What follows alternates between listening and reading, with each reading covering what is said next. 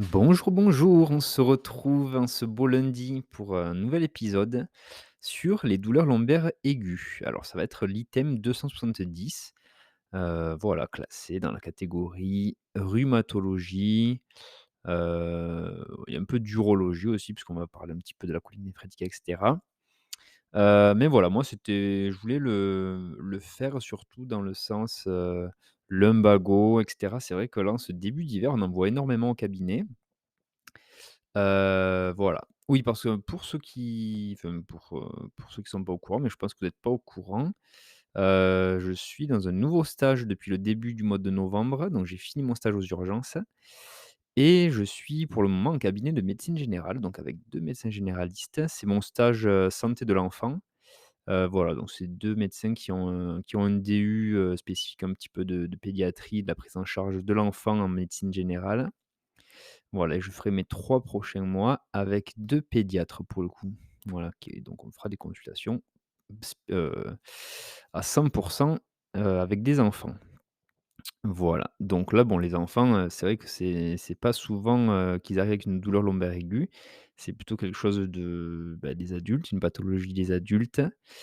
Donc voilà, ça intéressera le plus grand monde, je le pense.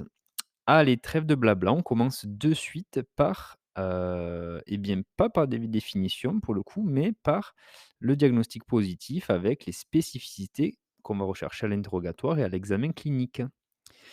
Alors, devant une douleur lombaire aiguë, il convient d'éliminer bien sûr les autres causes possibles avant de retenir le diagnostic de lombalgie aiguë commune, dont l'origine est rachidienne et les douleurs sont plutôt mécaniques.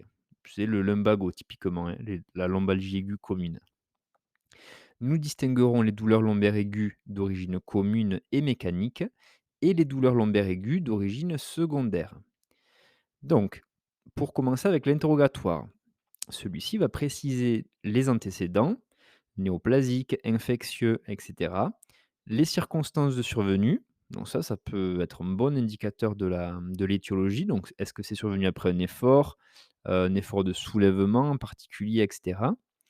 On va rechercher le siège principal de la douleur. Est-ce que c'est une douleur lombaire basse? Est-ce qu'elle est plus localisée en fosse lombaire, droite ou gauche, etc. On va également rechercher l'intensité de la douleur. Ensuite, on va chercher la présence d'irradiation douloureuse. Est-ce qu'elle va irradier en fosse iliaque, en région hypogastrique, au niveau du pli inguinal, et cetera? Le rythme de la douleur, donc là, est-ce que c'est plutôt diurne, nocturne, et cetera? Ça va nous orienter vers une pathologie plutôt mécanique, si c'est en fin de journée, par exemple, ou inflammatoire, si c'est une douleur, la nuit ou le matin au réveil, avec un dérouillage, et cetera. Ensuite, on va rechercher à l'interrogatoire l'évolution des douleurs. Est-ce qu'elles s'aggravent progressivement? Est-ce qu'elles résistent à un traitement médical? Voilà. On va rechercher les antécédents lombalgiques cette fois-ci. Est-ce qu'il y a déjà eu des épisodes antérieurs, semblables? Est-ce qu'ils avaient évolué favorablement? Donc tout ça, ça peut être, évidemment rassurant. On va s'assurer de l'absence de signes généraux, comme la fièvre, les adénopathies, et cetera, ou les signes associés, s'il y a des nausées, des vomissements en même temps que cette douleur, s'il y a des troubles mictionnels, des paresthésies, des troubles de la sensibilité, la motricité, et cetera. Voilà à l'interrogatoire, donc bon, ça englobe un peu tout, ce qu'on va pouvoir rechercher. Ensuite, on va passer sur l'examen clinique. Donc si possible, on va mettre le malade debout. Bon, des fois, ils sont pliés de douleur, ils arrivent aux urgences sur un brancard, par exemple, et ils peuvent absolument pas bouger ni se lever. Donc ça, c'est dans le cas où le patient arrive à marcher quand même et à se mettre debout. On va l'examiner de profil et de dos. On va rechercher un trouble de la statique rachidienne, une attitude antalgique en rapport avec le lumbago. Voilà. Ensuite, on va rechercher des points douloureux à la palpation rachidienne, avec souvent une raideur musculaire, notamment dans le lumbago. Voilà, on va rechercher un syndrome cellulomyalgique en regard des zones douloureuses. On va rechercher des douleurs sacro-iliaques, des hanches et des fessiers dans le cadre du diagnostic différentiel. Voilà, parce que ça peut être des douleurs du fessier qui se projettent au niveau du bas du dos. Donc c'est pour ça qu'on va essayer de palper un peu toute la zone. Et enfin, on va faire l'examen neurologique qui va éliminer une radiculalgie ou une atteinte de la queue de cheval. Et l'examen général et viscéral, il va être également réalisé en fonction des signes associés et du contexte. Voilà. Donc, les principales causes urologiques de la lombalgie aiguë, eh bien, ça va être la colique néphrétique et la pyélonéphrite aiguë. Donc ça, on le verra spécifiquement sur les épisodes, de ces items-là. Mais la colique néphrétique, on l'a déjà fait, je pense. Enfin, je suis même sûr. Par contre, la pyélonéphrite, alors attends, je vais essayer de revoir. Tac, tac, tac. On a dû le voir sans doute dans l'item, en fait, sur les lithiases urinaires. Mais je pense qu'il y a un item quand même spécifique à la pyélonéphrite, donc on y passera aussi. Alors, il y a d'autres causes urologiques dans les douleurs lombaires aiguës, donc là, qui sont un peu plus rares et spécifiques. Donc ça peut être l'infarctus rénal, notamment, dans les affections emboligènes. Donc c'est des patients qui ont souvent une fibrillation atriale, qui ont des valves, cardiaques, des néphropathies vasculaires aussi. Ça peut être, un traumatisme rénal, une douleur testiculaire projetée, donc une torsion du testicule, une orchie épididymite. Voilà, ça peut être également une polykystose rénale. Celui-ci, on l'a fait, cet item, je m'en souviens. Et ça peut être aussi de la fibrose rétropéritonéale. Voilà, donc il y a d'autres causes urologiques que les classiques, coliques néphrétiques et pyélonéphrite. Voilà. Après, il y a plein de causes non urologiques dans ces douleurs lombaires aiguës. Donc, ça peut être au niveau néphrologique. Bon, juste avant, on a parlé de la polykystose rénale. Excuse-moi, traumatisme rénal, infarctus rénal, c'était néphrologique aussi. Mais bon, là, l'auteur a décidé de le classer dans les causes non urologiques. Donc, ça peut être une insuffisance rénale aiguë, une thrombose de sténose, la thrombose d'une sténose de l'artère rénale, une glomérulonéphrite aiguë, une protéinurie. Voilà. Bon, mais tout ça peut orienter vers des causes non urologiques, mais plutôt néphrologiques. Après, il y a des causes viscérales. Ça peut être un infarctus mésentérique, un ulcère gastrique aussi, qui peut faire mal dans le bas du dos, des maladies inflammatoires de l'intestin. À droite, si la douleur est présente, ce sera plutôt cholécystite, angiocolite, hépatite. Voilà, donc tout ce qui est autour du foie. Après, un peu plus bas, ça peut être l'appendicite aiguë. Ça peut être également la pancréatite, voilà, qui souvent fait un peu plus mal à droite, qu'à gauche. À gauche, ça peut être souvent, lié à la rate, donc l'infarctus plénique, la diverticulite aiguë, voilà, et la pancréatite aussi qui peut faire mal à gauche. Mais c'est vrai que souvent, les patients ressentent plus la douleur à droite, au niveau du foie. Après, on peut avoir des causes vasculaires, donc un anévrisme de l'aorte, voilà, avec une fissuration, voire dans les cas extrêmes, la dissection. Ça peut être des causes gynécologiques, donc dans le cas d'une grossesse extra-utérine, un kyste ovarien, de l'endométriose aussi, qui peut irradier dans le dos du coup et faire cette douleur, de lombalgie aiguë. Voilà, ça peut être également des causes pulmonaires, même si c'est un peu plus rare pour ces douleurs dans le bas du dos. Pneumopathie aiguë, épanchement pleural, pneumothorax et cetera. Bien sûr, des causes neurologiques ou rachidiennes, ça va être le 1er foyer de la douleur, bien sûr. Et donc, l'interrogatoire et l'examen clinique doivent orienter vers une cause rachidienne ou neurologique, justement. Voilà, donc là, on va rechercher, comme on a dit, les antécédents, s'il y a eu un traumatisme ou pas, si la douleur postérieure est médiane ou latéro-rachidienne, donc est-ce qu'elle est vraiment sur les épineuses ou plutôt au niveau des muscles paravertébraux? Est-ce que c'est augmenté par les mouvements du rachis? Est-ce que ça entraîne un trouble de la marche, et cetera? Voilà, voilà. Alors, les étiologies maintenant, un peu plus précisément. Donc, il va y avoir en premier lieu les lombalgies communes d'origine dégénérative disco-vertébrale. Donc tout ça pour dire que c'est souvent lié à de l'arthrose ou à des pathologies des disques intervertébraux comme les hernies et cetera. Et enfin, il peut y avoir des lombalgies d'origine secondaire et qui ne sont donc pas dégénératives. Ça va être les lombalgies, infectieuses, tumorales, inflammatoires, traumatiques aussi. Voilà, donc là, dans ces cas-là, on pourra trouver souvent de la fièvre, l'existence d'un traumatisme bien sûr, et un examen neurologique anormal le plus souvent. Les douleurs référées et donc ça, bah, c'est toutes celles qu'on a citées un peu plus haut, c'est des étiologies extra-rachidiennes. Donc là, urologiques, néphrologiques, viscérales, vasculaires et cardiologiques, gynécologiques et pulmonaires. Voilà pour la liste exhaustive des douleurs référées qui peuvent faire mal dans le bas du dos. Alors maintenant, on va voir un petit peu les signes de gravité de la lombalgie aiguë. Donc, le premier signe à rechercher, ça va être le sepsis ou le choc septique. Ensuite, on va rechercher une oligoanurie, une insuffisance rénale aiguë. Voilà, donc tout ce qui peut atteindre le rein. On va également rechercher une anémie aiguë, une hypotension artérielle, un choc hémorragique. Voilà.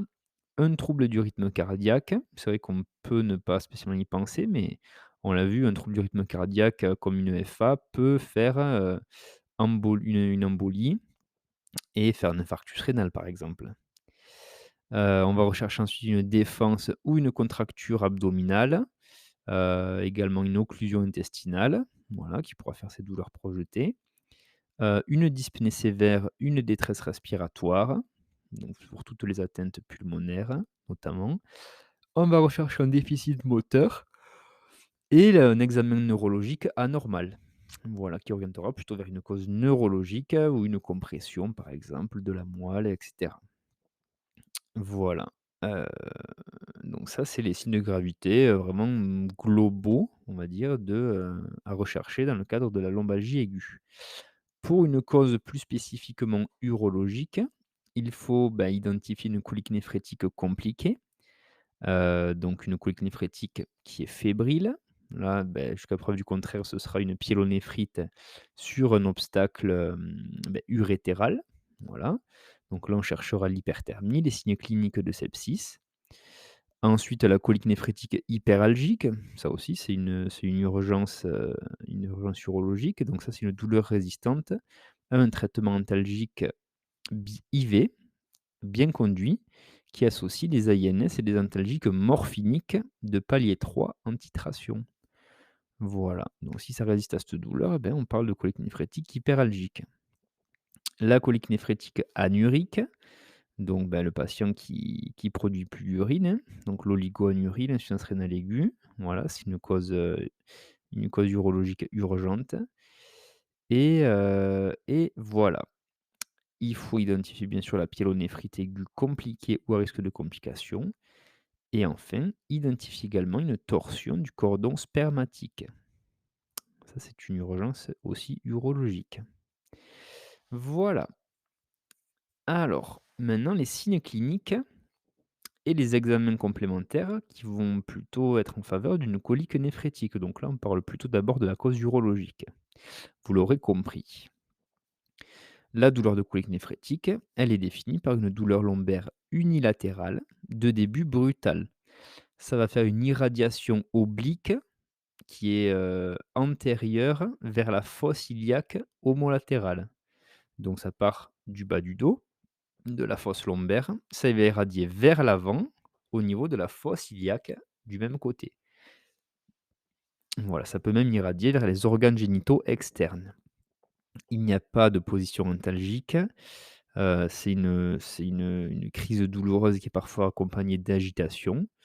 Voilà, il y a des signes fonctionnels urinaires qui peuvent également accompagner la douleur.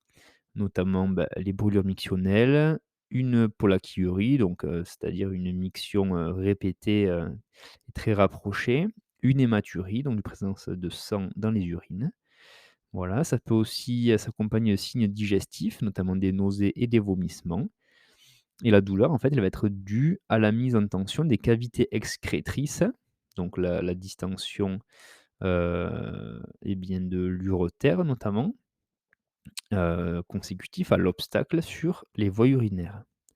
Donc il y a un calcul qui va bloquer et donc l'urine comme elle ne pourra pas passer, elle va dilater l'urotère, voire même après le rein, on parle d'hydronéphrose et ça fait, ces douleurs-là de colique néphrétique qui sont très intenses.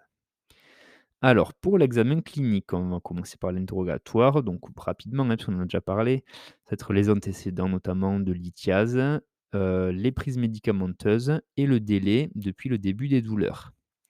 À l'examen physique, on va retrouver une douleur à la palpation et à l'ébranlement de la fosse lombaire, voilà, qui s'appelle le signe de Giordano. Heu, on va retrouver une absence de douleur à la palpation du rachis et on va non plus ne pas avoir de douleur au niveau des masses musculaires paravertébrales. On n'aura pas de défense abdominale à la palpation et la bandelette urinaire, elle sera positive pour le sang dans plus de 70 des cas. On va ensuite prendre la température bien sûr pour éliminer la pyélonéphrite. Ensuite, on va faire des examens complémentaires. Donc premièrement, la prise de sang. Ça, c'est dans le cas vraiment où on est aux urgences, hein. Parce qu'on est médecin généraliste, bon, ben, on va pouvoir demander la prise de sang, mais on l'aura pas de suite, bien sûr. Donc on va commencer à traiter sans avoir ces résultats biologiques. Donc on va faire sur la bio l'ANFS classique, les plaquettes, le ionogramme et la créatininémie pour rechercher une altération de la fonction rénale. Et si on a une suspicion d'infection urinaire associée, on va prescrire un ECBU. Voilà, si par exemple sur la BU, sur la bandelette urinaire, on a du sang et qu'en plus on a des leucocytes ou des nitrites par exemple. Après on peut faire, comme imagerie une échographie et un ASP, abdomen sans préparation, donc une radio. La sensibilité elle est de 80 à 90 donc c'est pas mal. Et idéalement, ça va être le scanner abdominopelvien sans injection de produits de contraste et là, la sensibilité monte à 96. Ça se fait dans les 24 à 48 heures en absence de complications. Donc les complications, on l'a dit, la fièvre hyperalgique, donc qui résiste au traitement et l'insuffisance rénale, avec l'oligoanurie. L'imagerie, elle va rechercher une dilatation des cavités piélo-calicielles, donc le piélon à la sortie du rein avec les calices et un obstacle sur les voies urinaires. Un calcul et dans les cas les moins cool, la tumeur. Ça, faut y penser aussi. Voilà et en urgence, l'imagerie demandée sera le scanner abdominopelvien non injecté et éventuellement, on va l'injecter, dans un second temps en cas de doute diagnostique. Si on n'a pas d'obstacle, par exemple, ou de dilatation. Voilà et ça, on le demandera en urgence en cas de fièvre, d'insuffisance rénale. Bon là, bien sûr, on va pas l'injecter s'il y a une insuffisance rénale, ça peut aggraver et si c'est hyperalgique aussi. Voilà, voilà. La pyélonéphrite. Voilà, seconde, grande catégorie de douleurs lombaires aiguës, d'origine urologique. Là, c'est une douleur lombaire unilatérale aussi, comme la colique néph, de début insidieux, donc là, c'est pas aussi brutal. Le plus souvent, c'est associé à une hyperthermie et des signes fonctionnels du bas appareil, donc pollakiurie, brûlure urétrale, impériosité, voilà. On aura la douleur à l'ébranlement de la fosse lombaire lors de l'examen clinique, comme pour la colique néph. Les bandelettes urinaires seront positives pour le sang et on aura le plus souvent aussi des leucocytes avec plus ou moins des nitrites. Les examens bio, ce seront les mêmes que pour la colique néph, NFS plaquettes, ionogramme créate pour la fonction rénale et le CBU qu'on fera systématiquement. L'imagerie, eh bien, bah, comme pour la colique néph, échographie, idéalement scanner abdominopelvien non injecté, puis éventuellement injecté. Heu, voilà et on le fera directement le scanner dans les pyélonéphrite aiguës à risque de complications ou celles qui sont graves d'emblée. Voilà, voilà et enfin, dernière cause urologique, la torsion du cordon spermatique. Donc là, c'est une douleur de début brutal, heu, une présentation atypique par une douleur lombaire projetée qui est possible. Il y a une absence de position antalgique. Bah, c'est un diagnostic bien sûr de l'homme, qui est jeune le plus souvent. Il y a une absence de fièvre ou de signes fonctionnels urinaires associés, parce que là, ça a rien à voir avec, les voies urinaires et l'examen physique va retrouver classiquement oh! Excusez-moi, je bâille un petit peu. Donc l'examen physique va retrouver classiquement un testicule ascensionné, qui est difficilement examinable et qui est rétracté à l'anneau. Voilà, il n'y a pas d'examen complémentaire qui est nécessaire et le doute diagnostique impose une exploration chirurgicale urgente. Généralement, la torsion du cordon, c'est assez, évocateur, la présentation clinique. Voilà, voilà. Alors maintenant, on va voir un petit peu l'indication des examens d'imagerie devant la douleur lombaire aiguë de l'adulte. Donc, il y a quelques règles générales. Au terme de l'examen clinique, il n'y a pas spécialement d'examen complémentaire qui va être systématiquement demandé s'il n'y a pas d'orientation clinique qui va le justifier. Devant un simple lumbago ou une récidive de lombalgie qui sont connues et déjà explorées, il n'y a pas lieu de réaliser d'imagerie. Par contre, devant des douleurs rebelles au traitement symptomatique ou qui évoluent vers l'aggravation ou en cas d'apparition de signes de gravité, comme de la fièvre, des déficits neurologiques, etc., eh bien là, les examens d'imagerie doivent être demandés en urgence. Premièrement, on va rechercher une cause d'origine rachidienne ou neurologique. Et donc là, l'examen clé, ça va être l'IRM, qui sera réalisé après des radiographies standards. Donc voilà, radiographie, du rachis lombaire, par exemple, et après on demandera l'IRM, mais qui sera souvent obtenu plus tard. Donc voilà, on va faire les 2 en parallèle et devant une cause secondaire plutôt d'origine viscérale, l'examen clé, ça va être le scanner thoraco-abdominopelvien ou à défaut, l'échographie abdominale et pelvienne. Voilà, ça tout dépend de ce qu'on va obtenir le plus rapidement. Pour les causes urologiques et rénales, voilà, les examens, on les a vus, juste avant. En référence, enfin la référence, c'est le scanner abdomino-rénal, non injecté, abdomino-rénal, enfin abdomino-pelvien centré sur le rein, on va dire plutôt. Non injecté, puis éventuellement injecté, on l'a vu, s'il y a un doute diagnostique ou une absence d'obstacle. Et si le scanner n'est pas disponible, on va pouvoir faire un couple, radio-abdominal, donc ASP et échographie. On va associer les 2 si le scanner est non disponible. Voilà.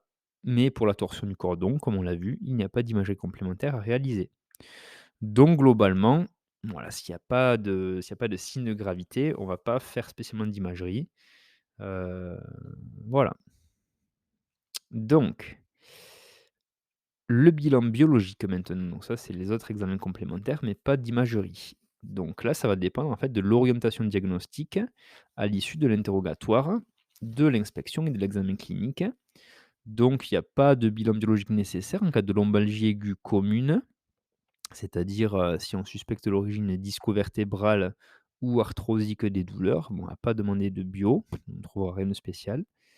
La situation est différente, cependant, en cas de suspicion d'une autre cause, symptomatique, voilà, ou d'une douleur projetée viscérale.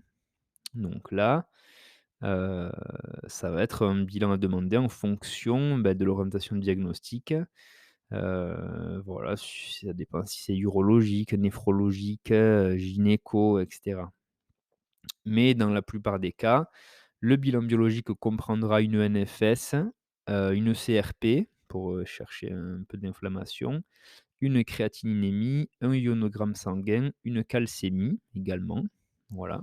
Et selon les circonstances, le bilan biologique sera complété par des hémocultures, par exemple, s'il y a beaucoup de fièvre, enfin un ECBU, une gazométrie artérielle, un groupage sanguin, les enzymes cardiaques, donc notamment les troponines, les dédimères, un bilan inflammatoire, la protéinurie, un test de grossesse, voilà, si on suspecte une grossesse extra-utérine, on pourra faire, du coup les bêta-HCG, sur la bio et cetera. En cas d'orientation cardiovasculaire ou pulmonaire, eh bien, on va effectuer un ECG chez les patients à risque, par exemple. Et en cas d'orientation neurologique, on prévoira un électromyogramme et également une ponction lombaire qui peuvent être demandées. Voilou voilou. Donc, on va finir ce chapitre par, les facteurs de risque de chronicisation et de passage vers la lombalgie chronique. Ça, c'est le fléau franchement du je sais pas si c'est du 21e siècle ou si même au 20e siècle c'était le cas, mais j'ai l'impression que depuis que l'homme, avec le grand H s'est sédentarisé, on a quand même beaucoup de lombalgie chronique, quoi. La position assise, à mon avis, elle fait pas de bien à notre dos et également, l'absence d'activité physique, hein, mais bon ça on le sait, on voit pas trop le traitement là. Ouais, on voit pas trop le traitement d'ailleurs, c'est bizarre. Mais en tout cas, l'activité physique avec la kinésithérapie et cetera, c'est godlike pour ça, quoi. Enfin bref, là, on va voir un petit peu les facteurs de risque. Donc, le pronostic est favorable, passé les premiers jours pour une lombalgie aiguë, qu'on appelle également le lumbago, mais ça peut durer plusieurs semaines, voire même des mois, dans les formes subaiguës ou chroniques. Donc là, il y a plusieurs drapeaux de différentes couleurs, drapeau jaune, drapeau rouge, drapeau noir. Et donc là, on va commencer par les drapeaux jaunes. C'est le contexte biopsychosocial qui peut influencer le passage vers la chronicité. Donc ça va être, un patient dépressif, en détresse affective, qui a de l'anxiété, la peur de la douleur et du traumatisme, ça peut également faire une lombalgie, chronique, le catastrophisme, les fausses croyances quant à l'évolution de la pathologie, des fausses informations, également un conflit familial. Ça, c'est les drapeaux jaunes et du coup le contexte biopsychosocial. Et là, on va voir les drapeaux noirs maintenant. Ça, c'est les facteurs professionnels qui sont également associés à cette chronicité. Donc, ça va être les arrêts de travail prolongés, la recherche de bénéfices secondaires. Voilà, donc le patient qui va vouloir être reconnu en maladie professionnelle, voilà, avec un déficit et qui va pouvoir avoir du coup des sous en plus, hein, tout simplement, ou voilà, une réduction du temps de travail.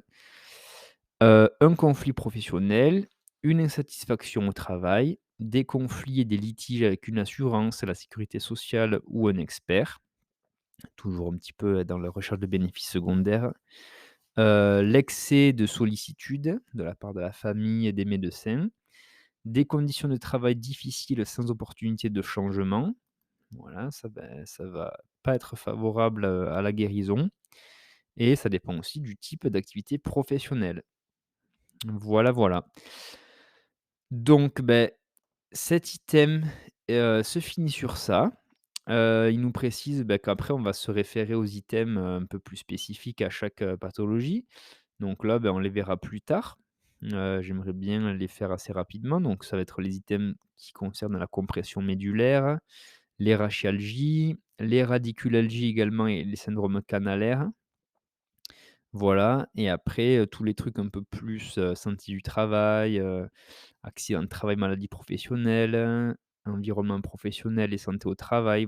Voilà, ça c'est des chapitres, je pense qu'on fera, dans un bon petit moment quand on aura vu tout l'essentiel, je dis pas que c'est pas essentiel, mais bon, il y a plus important quoi, hein, on se comprend. Voilà, bon mais je vais te laisser là, je n'en dis pas plus. Passe une bonne journée. Voilà, si tu es encore là, eh bien, j'en profite pour m'excuser du petit enfin, je vais pas vraiment m'excuser, mais et je vais pas à me justifier non plus, mais voilà, j'ai fait une petite coupure de 2 semaines, sur les podcasts. Là, je me suis refait mal au genou. Alors, je sais pas si tu avais suivi ma petite mésaventure, mais, on avait, fait le premier épisode d'orthotraumato sur les lésions du genou parce que je m'étais, fait une rupture des ligaments croisés antérieurs au ski cet hiver. Je m'étais fait opérer en juin, début juin, ça s'était bien passé. J'avais une super bonne récupération, donc là, j'étais quasiment à 6 mois, post-chirurgie. J'avais repris la course à pied, à un bon rythme, hein. J'ai augmenté le kilométrage, hebdomadaire. J'étais à 60 kilomètres par semaine. Tout se passait très, très bien. J'ai repris le vélo, bien sûr, sans aucune douleur. Je faisais pas de sport traumatique, voilà, parce que j'avais pas envie de me reflinguer au bout de 6 mois. Et sur un truc tout con, un vélo, j'ai fait une petite, j'ai voulu sortir le pied pour me retenir, heu et mon genou s'est luxé. Voilà, donc je pense à une nouvelle rupture des ligaments croisés, voire de la greffe, donc j'ai l'IRM dans 2 semaines pour confirmer ça. Je vous tiendrai au courant, mais d'ici là, j'essaie de me requinquer comme je peux. Allez, ciao, ciao, à la prochaine.